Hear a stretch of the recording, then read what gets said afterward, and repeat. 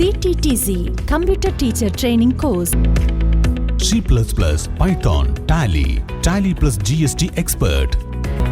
AI Artificial Intelligence DCA Government Approved Diploma in Computer Application EL Office. Digital Marketing, Web Designing DTP, Vacation Courses, Spoken English.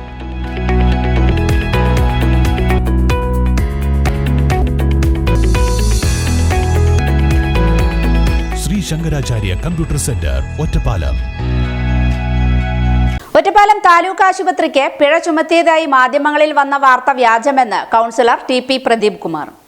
Ottapalam taluk ആശുപത്രിക്ക് പിഴ ചുമത്തിയതായി മാധ്യമങ്ങളിൽ വന്ന വാർത്ത വ്യാജമെന്ന് councillor TP. Pradeep Kumar. വാർത്ത ശ്രദ്ധയിൽപ്പെട്ടതിനെ തുടർന്ന് ward councillor TP. Pradeep Kumar ആശുപത്രി സന്ദർശിച്ചു. ആശുപത്രിയിൽ നിന്ന് ഹരിതകർമ്മസേനയ്ക്ക് നൽകിയ മാലിന്യ ചാക്കുകളിൽ സിറിഞ്ചും പഞ്ഞിയും കണ്ടെത്തിയതാണ് വിഷയം. ട്രഞ്ചിങ് ഗ്രൗണ്ടിൽ എത്തിച്ച മാലിന്യ ചാക്കുകളിൽ നിന്ന് മാലിന്യം വേർതിരിക്കുമ്പോഴാണ് സിറിഞ്ച് കണ്ടെത്തിയിട്ടുള്ളത്. താലൂക്ക് ആശുപത്രിയിൽ നിന്ന് കൊണ്ടുപോയ മാലിന്യ ചാക്കുകളിൽ നിന്നാണ് സിറിഞ്ച് കണ്ടെത്തിയത് എന്ന ധാരണയിൽ നഗരസഭ ആരോഗ്യ വിഭാഗം താലൂക്ക് ആശുപത്രിക്ക് കുറ്റാരോപണ നോട്ടീസാണ് നൽകിയിട്ടുള്ളത് എന്നും നോട്ടീസ് നൽകിയപ്പോഴേക്കും പിഴ ചുമത്തിയതായി എന്ന വാർത്ത അടിസ്ഥാനരഹിതമാണെന്നും ടി.പി. പ്രദീപ് കുമാർ സാമൂഹ്യ മാധ്യമങ്ങളിലൂടെ പറഞ്ഞു. ആരെങ്കിലും പറയുന്നത് കേൾക്കുമ്പോഴേക്കും വാർത്തകൾ സൃഷ്ടിക്കപ്പെടുന്നുണ്ടെങ്കിൽ അത് പരിശോധിക്കപ്പെടണമെന്നും ചിലരുടെയൊക്കെ ആഗ്രഹം പോലെ ആശുപത്രിയിലെ കാര്യങ്ങൾ നടക്കണമെന്ന തോന്നലിൽ വ്യാജ വാർത്തകൾ സൃഷ്ടിക്കപ്പെടരുത് എന്നും പിഴ ചുമത്താനുള്ള കുറ്റം തെളിയിക്കപ്പെടാതെ ദൃശ്യമാധ്യമങ്ങൾ പിഴ ചുമത്തുന്നത് കേട്ടുകേൾവിയില്ലാത്തതാണ് എന്നും പ്രദീപ് കുമാർ ആരോപിക്കുന്നു. ഒറ്റപ്പാലം നഗരസഭ ഈ നിമിഷം വരെ നഗരസഭയുടെ താലൂക്ക് ആശുപത്രിക്കെതിരെ ₹1 പോലും പിഴ ചുമത്തിയിട്ടില്ല എന്നാണ് താലൂക്ക് ആശുപത്രി സൂപ്രണ്ട് അറിയിച്ചത്